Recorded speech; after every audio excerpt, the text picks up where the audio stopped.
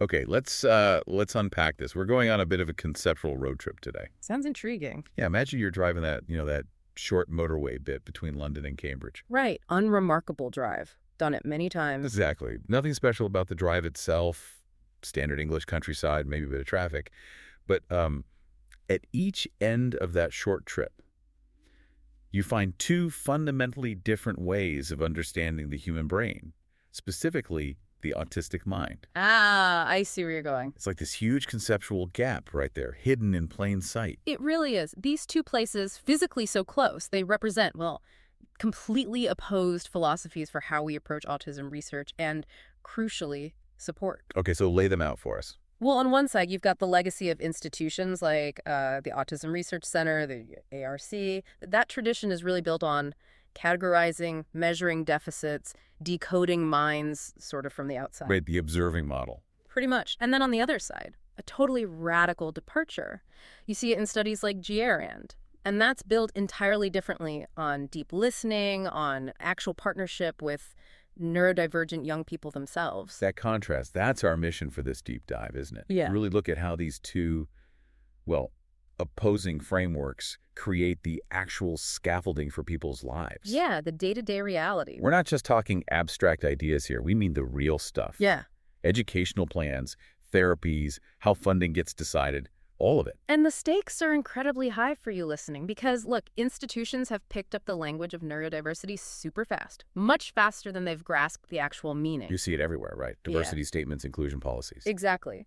But often underneath that language, the support structure, it's still demanding assimilation. You know, masking is rewarded, keeping quiet emotionally is praised. Inclusion starts to feel suspiciously like just better obedience. Mm-hmm. Inclusion becomes this sort of doorway, but the price of entry is basically silencing your own nervous system before you're even allowed in. Precisely. So the core question for us, for you, has to be, if we don't interrogate who gets to define autism, well, we just end up inheriting systems and histories we never actually agreed to. Yeah. We've got to look closely at who's drawing the blueprint. Yeah. Okay, let's start down that first road then, the categorization one, the legacy of interpretation. These are the concepts that, arrived looking very scientific, very confident, and they quickly became the dominant way, the main lens for measuring the autistic experience. Yeah, and this is fundamentally the legacy of the ARC and similar approaches. The focus was squarely on measuring what was supposedly lacked, what was missing. So what kind of theories are we talking about here? We're talking about those foundational theories like theory of mind, often framed as mind blindness. Started that one. Or the idea of the extreme male brain. And the contrast between empathizing versus systemizing, those were the big hitters. Okay, just quickly, can you ground those for someone maybe catching up on this history? What were they actually suggesting was, missing or different? Sure. So theory of mind, or mind blindness, basically suggested that autism involved a core deficit in intuitively understanding other people's thoughts, beliefs, intentions, like mind reading. Okay. The extreme male brain theory.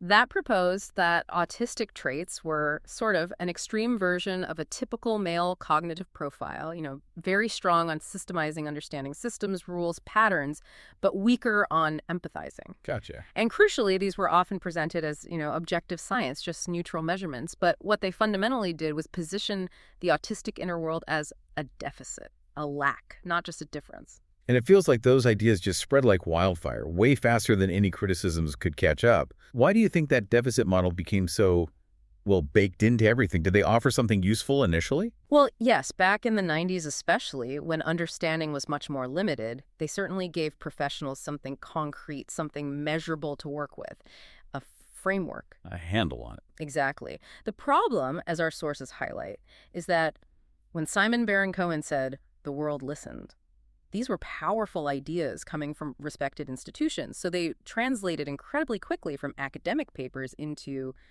everything. University training, the scripts clinicians use for diagnosis, the goals set in therapy, worldwide. Right. So the whole point of support became about shaping autistic individuals to be closer to neurotypical norms. Pretty much. We see it all the time in those standard clinical goals.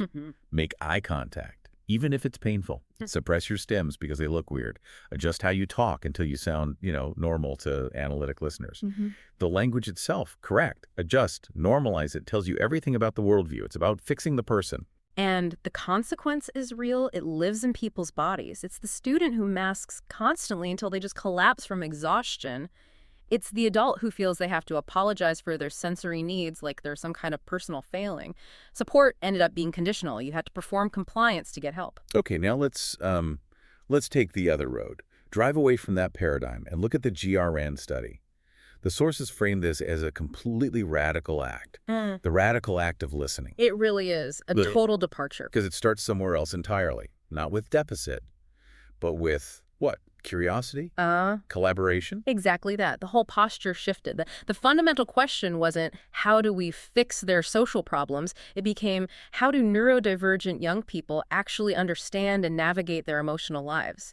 Not seeing it as a problem to be solved, but just as a life being lived. And how they did this research, the methodology, that's key here, right? Yeah. It makes the findings feel so much more grounded, more trustworthy. Absolutely. This was not research where young people were just, objects under a microscope. Right. It was radically co-designed.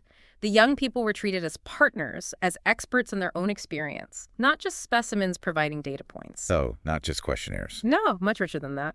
They used creative ways to get insights, drawings, talking about media they liked, gestures, metaphors, ways for the young people to share meaning on their own terms. Lived experience wasn't just anecdote. It was treated as a valid method of inquiry. That's a huge shift, moving from extracting data from them to building knowledge with them in genuine conversation. And what did they find? What came out of actually listening? Well, basically, confirmation of what so many autistic people have been saying for decades. Emotional safety, it didn't come from more rules or stricter discipline. So what did it come from? It came from things like relationships built on trust, predictability in their environment, having agency, some control over their lives, autonomy. Agency acted as regulation. Autonomy was like a salve. Okay, and crucially, distress wasn't seen as just part of being autistic. No, that was a key finding. Distress was rarely found to be some static trait just inherent to the person. Overwhelmingly, it was a response, a reaction to things like overly rigid environments, social threats or misunderstandings, and intense sensory pressure. The problem, so often, lived in the context around them, not inside the child. That idea that masking till you collapse or constantly battling sensory overload, I mean, we've all felt a tiny bit of that pressure, maybe in a horrible meeting or a packed airport. But imagine that level of intensity being your baseline, 24/7. Right. And here's where it gets really interesting for me. The study suggests that capacity, what a person can handle or do, is not fixed inside your head. It actually breathes with context. Yes. Safety expands capacity, pressure shrinks it. It's almost simple when you put it like that, but think about the implications. It challenges decades of practice, doesn't it? Yeah. Especially behavioral approaches in schools and clinics. Totally. Because if distress is contextual, if it's about the environment and safety, then you can't fix it just by demanding the person exert more internal control, more willpower. There's a line in the source material that's so powerful, you cannot bribe a nervous system into peace. Wow. Yeah. So all those behavior charts, the point systems, the stickers, which are often framed as being kind or positive, they're basically trying to train a child to be more legible, more convenient for the system, but they completely ignore the underlying reality, that the child's nervous system is maybe just screaming threat. Precisely. True support, if you follow the GRRAND model, has to be built on dignity, on choice, on genuine relational reciprocity. It means acknowledging that too often the nervous system gets treated like a moral issue in classrooms and clinics, like it's about being good or bad, when really it should be seen as like a barometer telling us about safety and context. This tension then between these two big approaches, categorize and fix versus listen and adapt, it brings us to maybe an even deeper level, the underlying cognitive difference, this idea of the analytic mind versus the gestalt mind. Right, because so much of the traditional research, especially the stuff relying heavily on language tasks, was built on analytic assumptions. What do you mean by analytic assumptions? It assumes that thinking works best, or maybe only works, by breaking things down into little pieces, discrete units. And that understanding comes from putting those pieces together logically, linearly, step-by-step inference. Okay. But lots of autistic people report experiencing the world differently, right? So help us make this gestalt processing idea concrete. How does it actually differ? Okay, think of it like this. Imagine seeing a forest. The Gestalt way is maybe taking in the whole scene first, the atmosphere, the overall pattern, the feeling, the resonance, the forestness of it all. Right, the big picture. Exactly. That's Gestalt. Understanding arrives through the whole, through pattern recognition. You grasp the essence first, and then you might refine the details later if needed. The analytic approach, by contrast, might demand you first count every single tree, identify its species, measure its bark texture, before you're allowed to say you understand the forest. And if the world, schools, workplaces are mostly set up for that analytic delivery demanding outlines, linear arguments, step-by-step decoding, then the Gestalt mind is just constantly going to be misunderstood. Constantly. And this is exactly where those early theory of mind models really stumble. Analytic systems just misread Gestalt processing all the time. How so? Well, that processing time, while the Gestalt thinker is maybe assembling the whole picture internally, it gets interpreted as being slow or disengaged or not understanding, echoed language, echolalia. Instead of seeing it as a way of processing, of holding on to meaning, maybe tasting the shape of the words, it gets labeled simply as delay or meaningless repetition. Right. And crucially, a Gestalt processor often gets the emotional truth of a situation first. The knowing is embodied, it's sensory, it's relational. They feel the vibe, the tension, the unspoken stuff, which might make them fail a rigid, rule-based laboratory task about social cues, but in real life, that's actually profound clarity. So this completely reframes how we should think about emotional regulation too. If we use something like the power threat meaning framework, which the GRRAND sources seem to endorse, emotion stops being seen as just like chaos or a tantrum needing to be controlled. It becomes information. Valuable information. Emotion is understood as a response to the environment, to perceived threat, to past history, to the meaning someone is making of a situation. So a meltdown isn't just a bad behavior. A shutdown isn't just being difficult. Exactly. A surge of intense emotion isn't a refusal to cooperate. A shutdown isn't stubbornness. And when a child stims, they aren't misbehaving. They are actively organizing their world. They're tuning their nervous system, trying to cope with sensory input or find internal balance.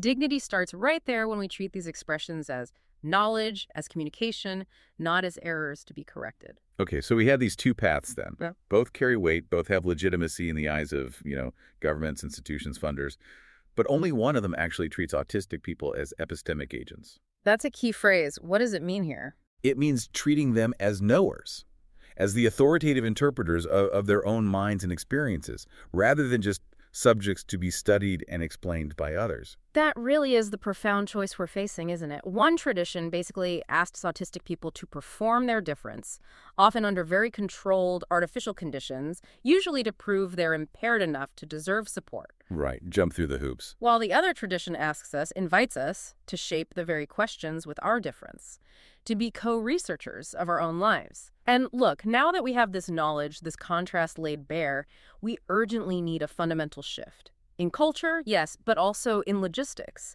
in how things are actually done. What does that shift look like on the ground for, say, institutions, policymakers? Because let's be honest, the radical acceptance model supporting context, it probably sounds more expensive and complicated than just handing out a behavior chart. That's definitely the pushback, the critical challenge. How do we move from these often cost-cutting, compliance-focused models to genuine humanizing support? Well, primarily, we have to stop demanding that disabled people perform their impairment convincingly just to get help. The prove your broken model. Exactly. Support shouldn't hinge on demonstrating your deficits to some gatekeeper's satisfaction. Autonomy isn't a reward you earn for being compliant. It's the fundamental ground that dignity stands on. And for educators, teachers in the classroom tomorrow, how do they apply something like the GRRAND findings? Focus on co-designing supports with the student where possible. Prioritize predictability over rigid, inflexible rules.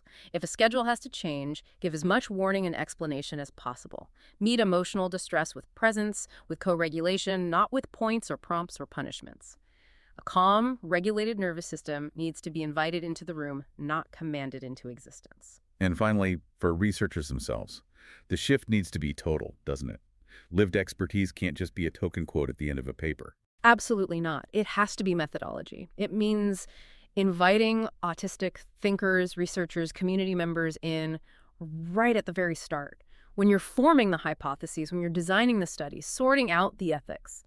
not just bringing them in at the end as sort of validation props or for a testimonial footnote. Right. We are co-authors of the world we live in. The task isn't really about inventing some brand new form of kindness. It's often just about stopping the insistence on familiar harms. So that road comes back into focus again. That that quiet stretch of motorway between London and Cambridge. The physical distance is small, but the distance between these paradigms, categorization versus co-design, it feels immense. It represents a fundamental choice, really, about who gets to define us, who gets to write the story of autism. And the future of this field, I believe, won't be written by those who just keep watching through the one-way glass and call it understanding. It's going to be shaped by the people, researchers, and allies who are willing to pull up a chair, genuinely listen without already knowing the answer they want to hear. Yeah. And crucially, are willing to change based on what they hear. We're not just phenomena out there waiting to be decoded. We're partners in this huge ongoing work of understanding what it actually means to be human in all its diversity. So we'll leave you, our listener, with this thought to maybe mull over. We are all, autistic or not, doing the work of understanding our own survival, navigating our contexts every single day. Think about the current systems in your own life, maybe at work, in education, even in your family. Which ones are still built primarily for that purely analytic processor, the ones that insist on linear thought, on easily legible performance? And then ask yourself, how can you start, even in small ways, to build capacity based on understanding context, on offering dignity, on fostering autonomy instead? Where can you swap out rigid expectations for predictability and genuine understanding?